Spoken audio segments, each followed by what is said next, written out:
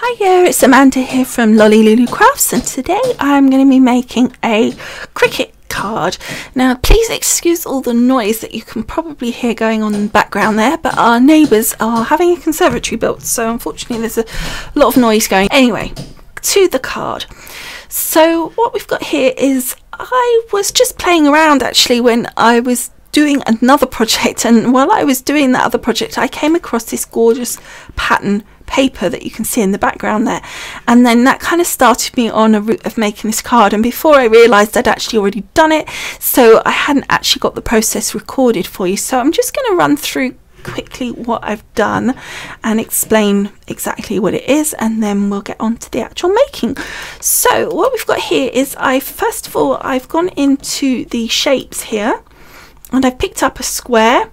I've adjusted it to the size here of 8 by 6, so it's basically going to be a 4 by 6. And then what I did is I also went back into shapes, and you'll see here there's a score line, and I've put the score line down the middle here, which I can't show you independently, but I've made it to slightly longer than the height of 6. Then when you've got the two shapes, so let me take one here so that I can show you how it works, and then we take the second here. Where's it gone? There he is. It's always hard to find those score lines. Let's change that to a white so we can actually see the score. Okay, so what you've got is you've got the score line, so it's slightly bigger than my piece of card. So what I want to do is centralize it. So first of all I capture both the score line and my square or oblong, whatever it is, and then we go up to alignment up here, and then I align it centrally, horizontally even, and you just saw the score line moved over to the left there, so it is now basically it's in the center from side to side. It doesn't matter so much top to bottom, although you could fiddle with that as well if you wanted, just to be sure that it was in the right position. And then all I did next was I've captured both again, and then I've gone down to here and I've attached. So basically I'm now attaching my score line to the square. If you don't do that, when you come to the making set part of it, you'll have the score line in one part of the mat and the square on another section of the mat, so you won't actually have the score line in the middle of the card that you actually want to score. So you need to make sure you do that attach part first. So let's now delete that. So that's what I've done with the background here. I then took another square, and you can just see in the background there you've got a very small, let me bring it up bigger, can you see that very small thin pink line? I've got here this pink coloured square, so that's going to be a mat, and that is at 3.85 by 5.6. so let's undo that all. Then on top of that I've got this other mat which I have then made into a pattern, so let's show you how we do that. So in order to actually put a pattern onto your background there, and it could be any kind of shape or image that you might have, you might want to change the layers into a pattern. So what you're going to do is you're going to go across. Now you can't do this on the mobile app, I don't know why, but you can't. So you go across to the colours, so you click on, so that's your square there, so it's highlighted in the layers section, and then you click on the little colour part so it brings up the colour options, and then you go to print, and then you see here it says colours or patterns, so you can obviously just put a plain colour in, so you could change that to a plain colour and it will print that colour, but I want a pattern, so you just click on the patterns and you will see lots and lots of patterns available. There it is. So it's called watercolor flower print. It's a Natalie Malan watercolor, wonderful watercolor. So that's what I did. I created a second layer for my mat. Then I found these flowers which I thought were perfect match. It was this one. But what I will do anyway is I will put this onto my website, so if you want to not worry about designing it, I will put this up on there and you can download it. Next thing I did, as I said, was I put the flowers on, and then I took a second flower and I just rotated it and positioned it. Anyway, on this one, I took another square from the shapes and I made it to fit. In fact, what I did with all of these mats is I copied and pasted it and just took the pattern away. But anyway, I've made it the same size as probably the pink layer. Then I've taken a sentiment that I found. Again, I'll show you which one it is in a minute. It's a writing one, and I've put it onto the square. So what you need to do for this is you take your, I keep calling it a square, but it's actually an oblong. It's because it always starts as a square. So let's make it white. And let's find ourselves a sentiment. So this one is happy birthday, thoughts and phrases, good times.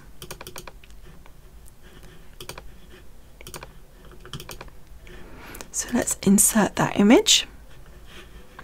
So then you take your image, you size it to the size you want. Let's go in a bit closer. You center it however you want, and then draw a box around both things. So you grab both the happy birthday and your box, and then you want to go to attach. So it's the same as you did with your score line here. You want to ensure that it's attached to the actual square that you want it written on. So if I show you why not, I've undone that now, let's go to make it and I will show you. So here, look, we've got the happy birthday just on a mat. It's not even on a piece of card. And then we've got the one that I did attach to the card, the original one, and then the square that I wanted that happy birthday on. But because I haven't attached it, Cricut doesn't understand where I want that to be. It doesn't understand at this point unless I tell it that I want it to be written onto that square there. So I have to make sure I tell Cricut that.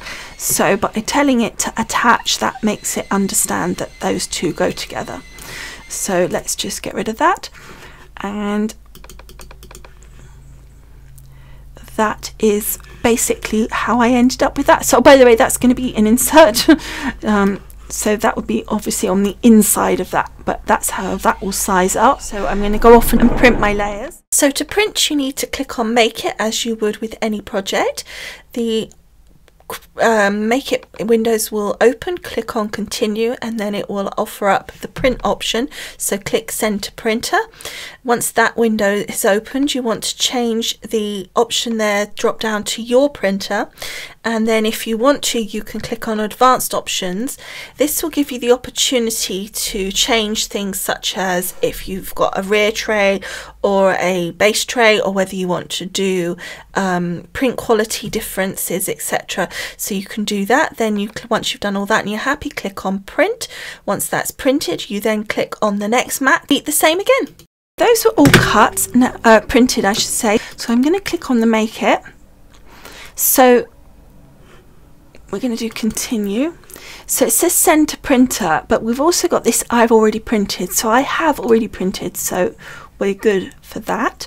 So we're going to tell it that that's done, and then we're going to go across to the Cricut and we're going to work from there now. Okay, so we're at our Cricut machine. This is my Cricut Explore, obviously, and I've put this on the mat. Now what you'll see when you print it out is you get this dark black line. You must make sure that that happens. It needs that black line to use the sensor that it's got. It finds the black line and then it knows from that exactly the position of your pieces that it wants to cut out. So it doesn't matter where you put this on the mat, it would find that and look for the black line, and once it's found it, it would be fine. The only thing I would suggest is make sure that it's up the right way, because obviously this is a box, the black line, so if you put it upside down it wouldn't recognise, I don't believe, that the flowers were up the other end, so you'd end up cutting it all wrong. So once that's done, we want to make sure that we put it in the machine, which I haven't switched on. Now I've set the machine at cardstock and a half because this is quite thick cardstock that I've got here. What you'll see is it's saying to insert your mat. So then it's saying press the little Cricut head for cutting. And now you'll see the machine is just having a little hunt for the black lines. And this is very thick cardstock, so I need to watch it to make sure that it's not going to pop up at all. So what it's done is it's found the line at the top edge there, and then it found the line at the side, and it's just checking that it's straight, you know, the angles of it. So it's found the position of it, but now it wants to make sure that that you haven't put it on wonky or anything like that. So it's just checking all the sides in slightly different positions, so it totally gets exactly what the position is that you've put it on the cards, on the mat. So you could literally put it like that and it would understand that and work it out. So if you're doing this, don't sort of panic about getting it absolutely perfect in the corner or anything, because Cricut will work it out for you. You don't have to worry. So now it's happy with that and it's just cutting around. Don't forget also that when you do this, I would recommend that I didn't say it at the time, but you put the bleed line on so that you have that chance that if it is slightly out, that, you know, you've got the bleed line and it will have that colour right to the edge. Okay, so that's cut. So then we want to put the second mat in. Okay, so that's that one done. Let's eject that. Now the next mat that I've got is this mat that's the white one with the writing on it. So I'm just going to, yeah, it's definitely that one. I just thought I'd better check. And so for that I need to put my pen into my clamp here. So I'm going to take the lid off and open the thing there, lift it up, pop it in. You want to make sure you lift it up as you pop it in, and you want to hear that click. Then just click the clamp down and then it will go back down into position and it will be locked. If you don't lift it, you might, especially if you have paper in, you might mark the paper. So just make sure you do that, and I think it should be fine as you insert the mat because it should lift it. Okay, and then we're ready to press our little Cricut head and then go ahead and do our writing and our cutting.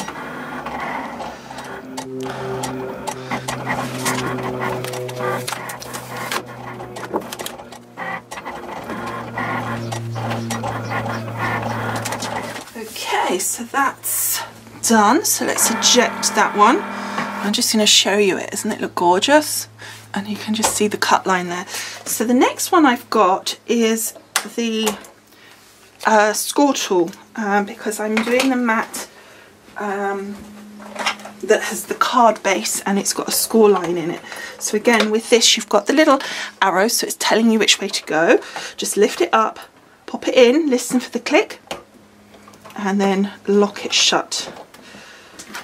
Okay, let's eject that one. I haven't got my next mat ready. So the last one that I need is a dark pink. So again, it's saying on the computer that I've got a 12 by 12 piece of card on here, but I'm not too worried. I know it's going to cut in this corner, so I'm pretty certain it will fit. Okay, so that's everything done on the Cricut. So we're going to stop here and we're going to just pop across to the tabletop now and start putting our card together. Okay, so here are all our pieces cut and popped out. So here's our lovely happy birthday. Isn't that gorgeous? The font on that is lovely. And then we've got this gorgeous printed piece. Again, I really love that pattern, and I think that was a free pattern. And then we've got these two little flowers. Again, that's cut out so nicely. I think part of the key of this is using a really good quality card, because if you use a card rather than paper, it really makes it like a nice topper. That it's just really nice. And then we've got our mat and we've got our card base. But before I do that, I have got this little to call it chipboard was almost seems wrong because it's so lovely and thick. This is a Debbie Moore sentiments collection that I got with all these chipboard pieces, and I've got this Mum. It also had an American version of Mum as well, so if you're in America and you like it, the set has both versions on there. But I thought it'd be really fun to paint this up and put that up on the front. Okay, so I'm starting off with some white just because it's a nice base to put on there. Oh, okay, I wasn't meaning to do that, but apparently we are. And then we're going to get the pink. And this is Do Crafts all-purpose acrylic paint, and this is Pearl Blush, this particular colour. Okay, so I think that's going to look really nice when it's done. There we go, you can just see the colour. Okay, so that's painted. I did a few more coats, so that's going to just dry off, and now I'm just going to fold our card base, and I'm hoping you can just see the score line. There we go, can you just catch it there in the light? What you want to do is bend it just very lightly until it gradually will find that score line there. And then all you want to do is then match your edges. You don't want to try and score it all in one go, sort of bend it in one go, because it just will then, you won't find it. It's very delicate. So then you're going to just go along that score line with your bone folder.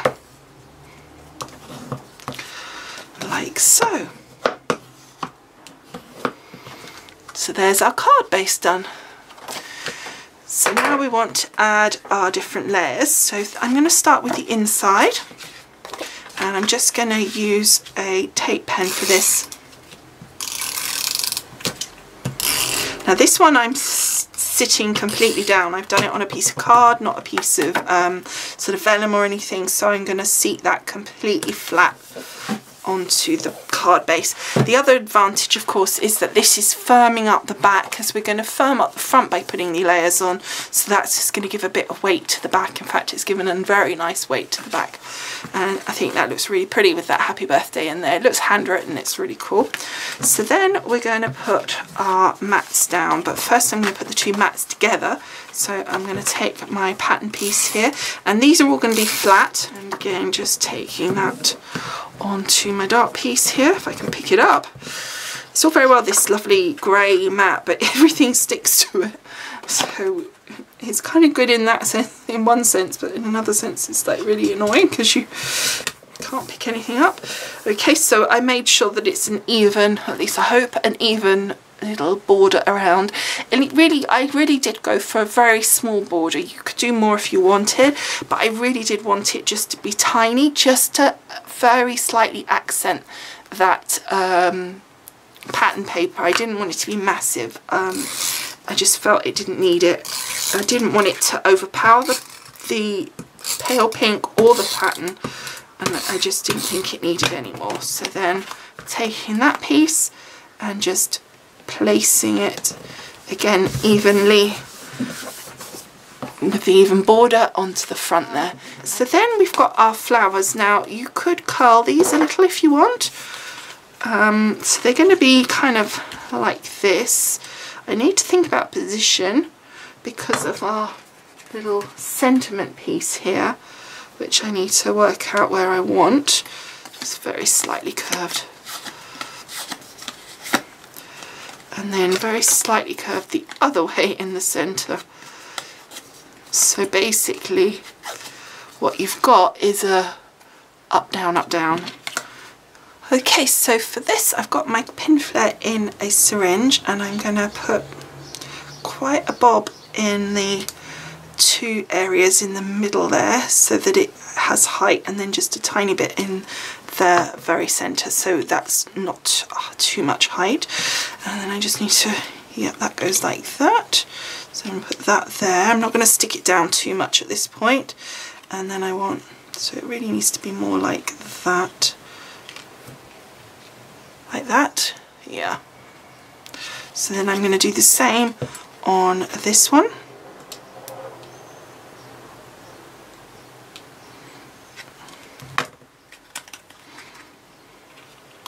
And then I'm going to pop this one underneath that one like so, and then I'm going to twist them around till I'm happy, and then I'm going to push the 2 centres down, and the rest will kind of follow because they've got the pin flare under them. So the centres were really all I needed to push down, and then I'm just going to take my pin flare onto the back of my little mum here.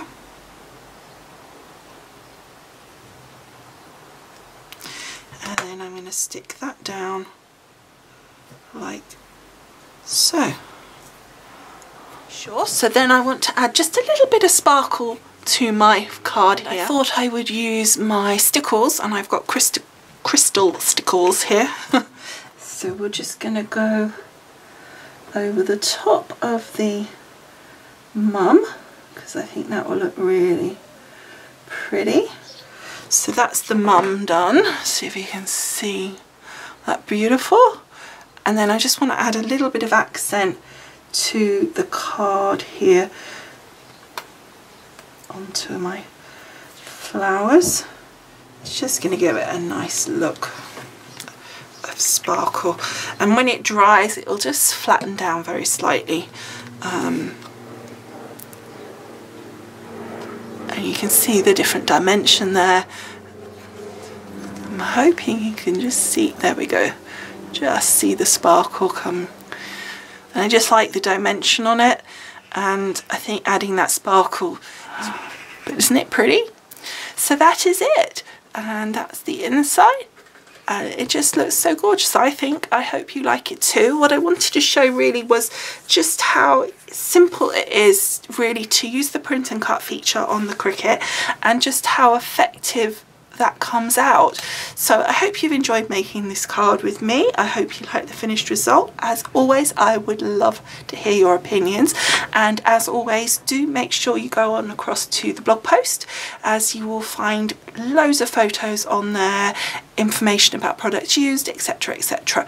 If you want to know how to get to the blog post, if you're on YouTube, all you need to do is go to the paragraph below the video, click where it says show more, and there will be a link to the blog post for you. Okay, thank you so much for watching, and I will see you again soon. Bye for now. You Bye. are the icing on my cake. You are the smile I can't replace. You are the way you smile, the way you laugh, the way I can't help but catch your